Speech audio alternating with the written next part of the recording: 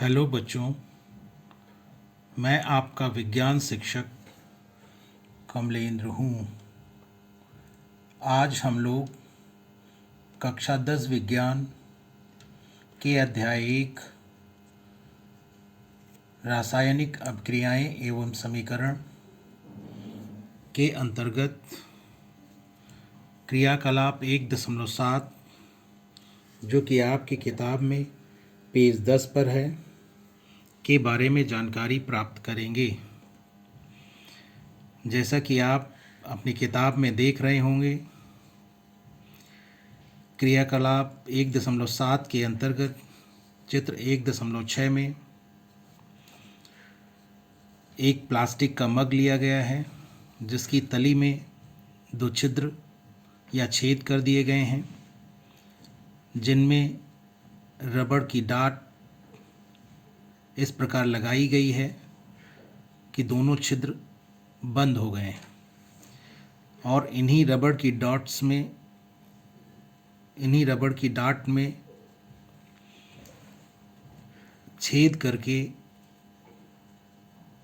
Carbon के electrodes fit कर दिए गए हैं, जो कि वास्तव में ग्रेफाइट की रॉड्स होते हैं। ग्रेफाइट कार्बन का ही एक अपर रूप है जो विद्युत का चालक होता है। इसीलिए यहाँ पर विद्युत परिपथ में ग्रेफाइट रॉड को एक इलेक्ट्रोड की तरह उपयोग में लाया जाता है। ग्रेफाइट रॉड को यहाँ पर हम इलेक्ट्रोड भी कहते हैं। आप इस चित्र में देख रहे होंगे कि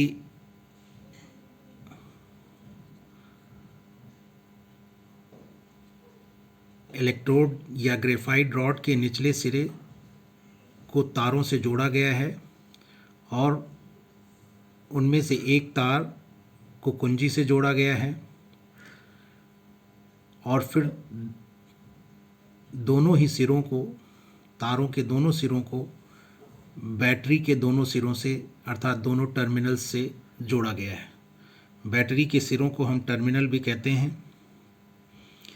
आप जानते हैं बैटरी में एक धन टर्मिनल या धन सिरा होता है और एक ऋण टर्मिनल या ऋण सिरा होता है।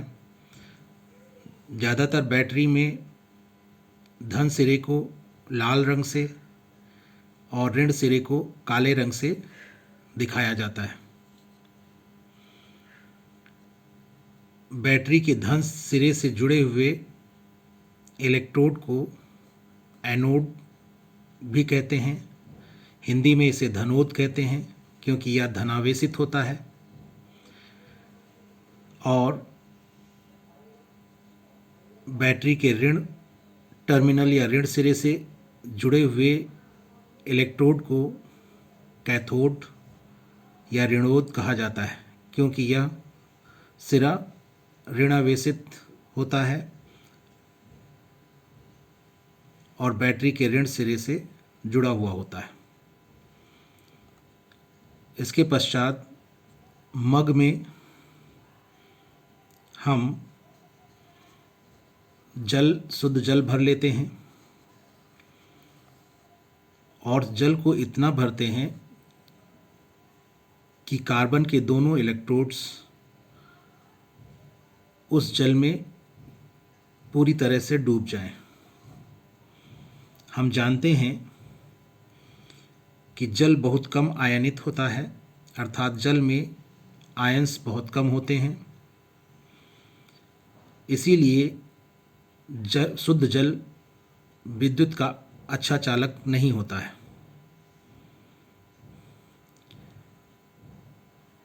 इसीलिए हमें इसमें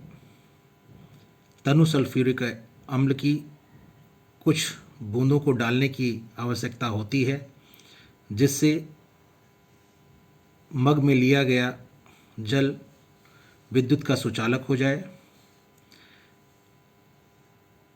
और उसकी विद्युत चालकता बढ़ जाए या पर्याप्त हो जाए, जिससे हम इस क्रियाकलाप को संपन्न कर सकें। जब जल में तनु सल्फ्यूरिक अम्ल की कुछ बूंदें डालते हैं तो सल्फ्यूरिक अम्ल हाइड्रोजन आयन और सल्फेट आयन में वियोजित होता है या आयनित होता है, जिससे जल में आयनों की संख्या बढ़ जाती है और यही आयन जल में विद्युत धारा के लिए उत्तरदायी होते हैं या विद्युत धारा के प्रवाह को बनाते हैं। हम जानते हैं धातुओं में विद्युत धारा का प्रवाह मुक्त इलेक्ट्रॉन्स या इलेक्ट्रॉन्स के माध्यम से होता है, परंतु द्रव में विद्युत धारा का प्रवाह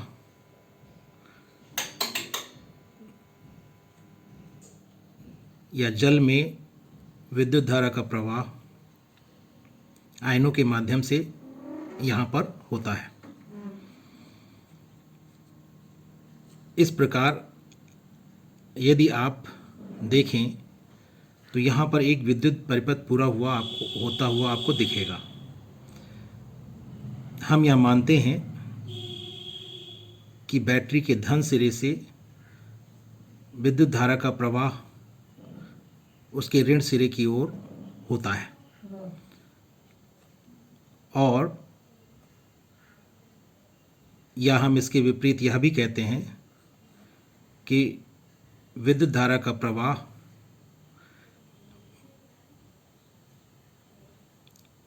इलेक्ट्रॉनों की प्रवाह की उल्टी दिशा में या विपरीत दिशा में होता है। यहाँ पर धन सिरे से धारा प्रवाहित होकर जब इलेक्ट्रोड्स एनोड तक पहुँचती है और एनोड के बाद मग के अंदर जो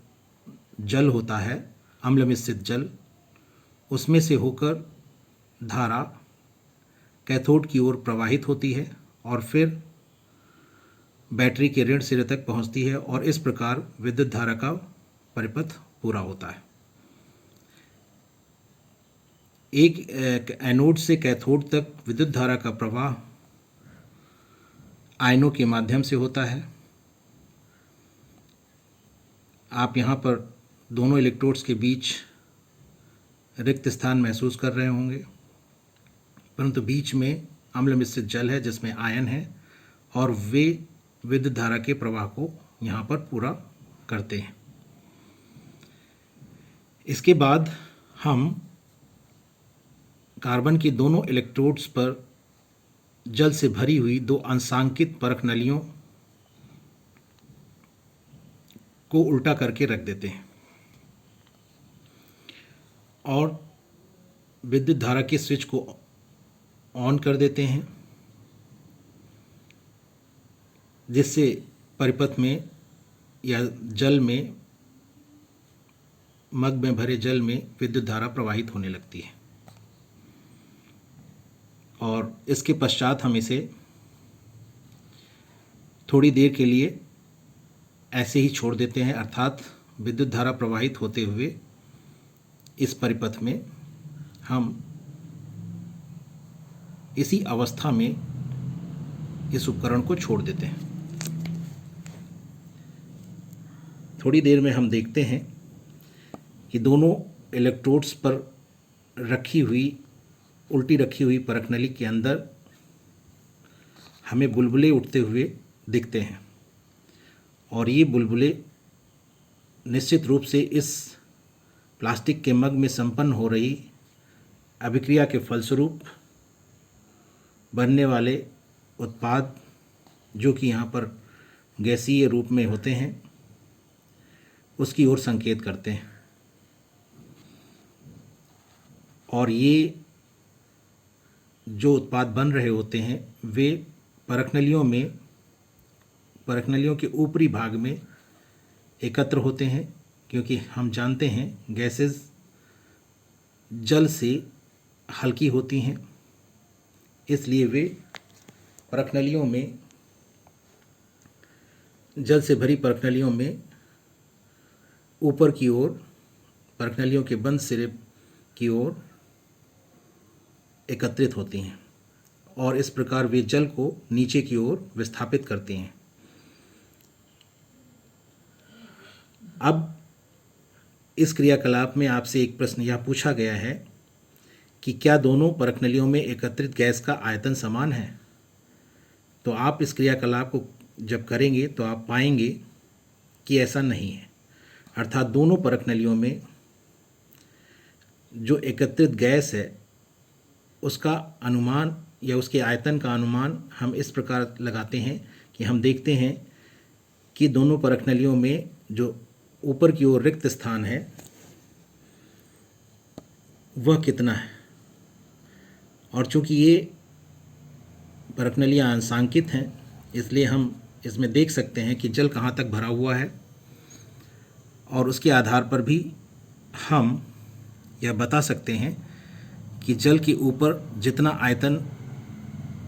हमें खाली प्रतीत हो रहा है निश्चित रूप से वहीं पर गैस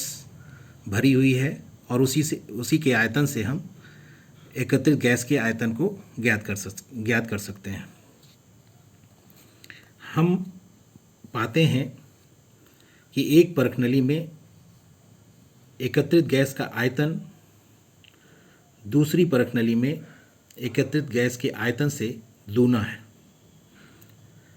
अर्थात एक में ज़्यादा गैस का आयतन है, एकत्रित गैस का आयतन ज़्यादा है और एक में उसका आधा है। इसके पश्चात हमें इस क्रियाकलाप में यह कहा गया है कि हम पूरी परखनली को गैस से भर जाने दें और जब पूरी परखनली गैस से भर जाए तब हम उसे हटाएं और हटाने के पश्चात एक जलती हुई मोमबत्ती को दोनों परखनलियों के मुंह के ऊपर लाकर इन गैसों की जांच करें कि ये गैसें कौन सी हो सकती हैं। और यहाँ पर हमें यह ध्यान रखना है कि इस क्रियाकलाप के इस चरण को हम शिक्षक के सामने करें और जब हम जलती हुई मोमबत्ती को दोनों परखनलियों के मुंह पर लाकर देखते हैं तो हम पाते हैं कि जिस परखनली में गैस कम थी वहाँ पर जब हम जलती हुई मोमबत्ती ले जाते हैं तो वह और चमकदार ज्वाला के साथ जलती है। इससे हमें यह पता चलता है कि जिस परखनली में कम गैस थी उसमें निश्चित रूप से ऑक्सीजन गैस है और दूसरी परखनली के मुंह पर जब हम जलती हुई मोमबत्ती को ले जाते हैं जिसमें बीच में जब हमने देखा था तब अधिक मात्रा में गैस भरी थी पहली परखनली की अपेक्षा, तो हम जब दूसरी परखनली के मुंह पर जलती हुई मोमबत्ती ले जाते हैं तो हम देखते हैं कि फट फट की ध्वनि के साथ, जिसे अंग्रेजी में पॉप साउंड कहते हैं, के साथ गैस जलती है और अर्थात एक विस्फोटक ध्वनि के साथ गैस जलती है और इस प्रकार से गैस के जलने से हम अनुमान लगा लेते हैं कि यह निश्चित रूप से हाइड्रोजन गैस है या इस परखनली में भरी हुई गैस हाइड्रोजन गैस है। तो इस प्रकार इस क्रियाकलाप से हमें यह पता चलता है कि जल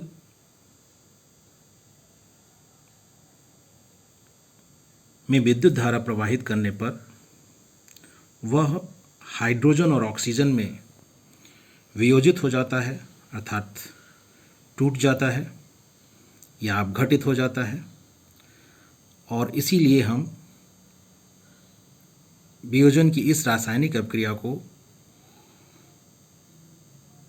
वैद्युत वियोजन या वैद्युत अपघटन कहते हैं। वास्तव में जल जब आयनित होता है तो वह हाइड्रोजन आयन और हाइड्रोक्साइड आयन में आयनित होता है। ये दो आयन्स इसमें होते हैं आयनन के पश्चात, और हाइड्रोजन आयन एनोड की ओर कैथोड की ओर आकर्षित होता है। हाइड्रोजन आयन कैथोड की ओर आकर्षित होता है क्योंकि कैथोड ऋणावेशित होता है और हाइड्रोजन आयन धनावेशित होता है। हम जानते हैं कि विपरीत आवेश एक दूसरे को आकर्षित करते हैं, इसी कारण हाइड्रोजन आयन कैथोड पर जाकर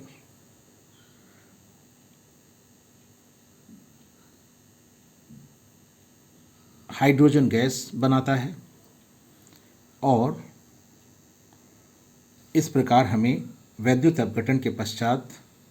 कैथोड पर हाइड्रोजन गैस प्राप्त होती है। और हाइड्रोक्साइड आयन जो कि ऋणावेशित होता है वह एनोड पर जाकर ऑक्सीजन गैस उत्पन्न करता है, और इस प्रकार हमें एनोड पर ऑक्सीजन गैस प्राप्त होती है। यहाँ पर हम देख रहे हैं कि जल के दो अणु वैद्युत अपघटन के पश्चात हाइड्रोजन गैस के दो अणुओं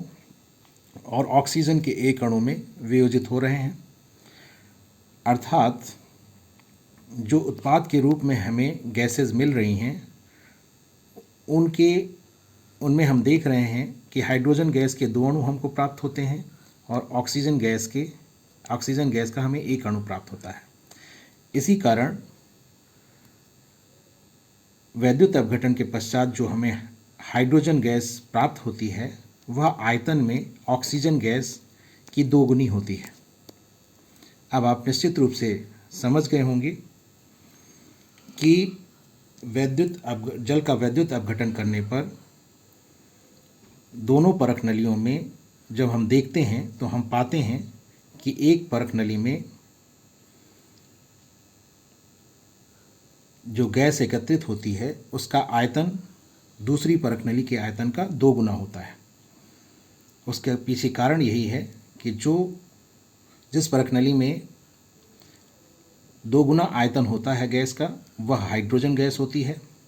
उसमें हाइड्रोजन गैस भरी होती है, और जिस परख नली में